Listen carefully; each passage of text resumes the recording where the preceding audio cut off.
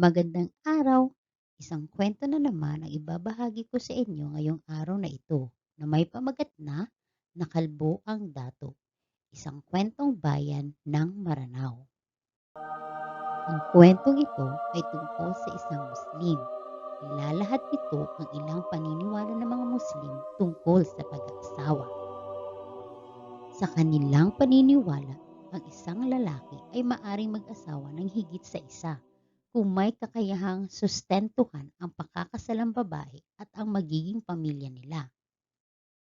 May isang dato na tumandang binata dahil sa paglilingkod sa kanyang mga nasasakupan. Sadyang lagi siyang abala sa pamamahala ng kanilang puok, kaya nalimutan na niyang mag-asawa. Dahil dito, pinayuhan na siya ng matatandang tagapayo na mag-asawa na upang magkaroon siya ng anak na magiging tagapagmana niya. Napilitang mamili ang dato ng makakasama niya habang buhay. Totoong naging pihikan ng dato dahil sa dami ng magagandang dilag sa pinamumunuang pamayanan.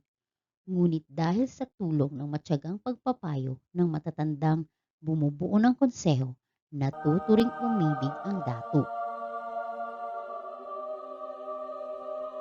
Ngunit hindi lamang iisang dilag ang napili ng dato, kundi dalawang dalagang tunay na magaganda at mababait pa.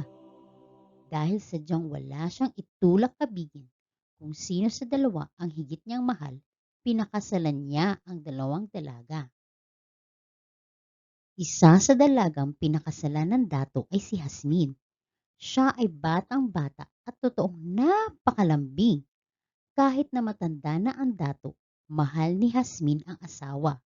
Mahal na mahal din siya ng dato, kaya pinagkakaloob nito sa kanya ang bawat hilingin niya. Dahil sa pagmamahal sa matandang dato, nag-isip si Hasmin ng paraan upang magmukhang bata ang asawa. Ah, bubunutin ko ang mapuputing buhok ng dato. Sa ganitong paraan, magmumukhang kasing gulang ko lamang siya. Ganoon nga ang ginawa ni Hasmin. Tuwing mamamahinga ang dato, binubunutan ni Hasmin ng puting buhok ang asawa.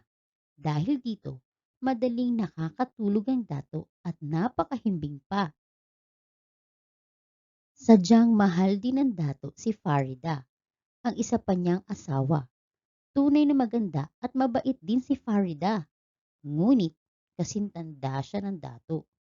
Tuwang-tuwa si Farida kapag nakikita ang mga puting buhok ng dato. Tuwing tanghali, sinusuklayan niya ito. Kapag tulog na ang dato, palihim niyang binubunot ang itim na buhok ng asawa. Dahil sa ipinakikitang pagmamahal ng dalawa sa asawa, ay kontento na sa kanyang buhay ang dato. Tunay na naging maligayang maligaya siya at pinagsisisihan niyang bakit hindi kaagad siya nag-asawa. Ngunit, ganun na lamang ang kanyang pagkabigla nang minsang manalamin siya. Hindi na niya nakilala ang kanyang sarili. Kalbo! Kalbo ako! Sigaw ng dato. Nakalbo ang dato dahil sa pagmamahal ni Hasmin at Farida.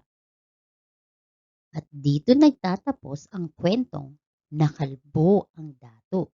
Maraming salamat!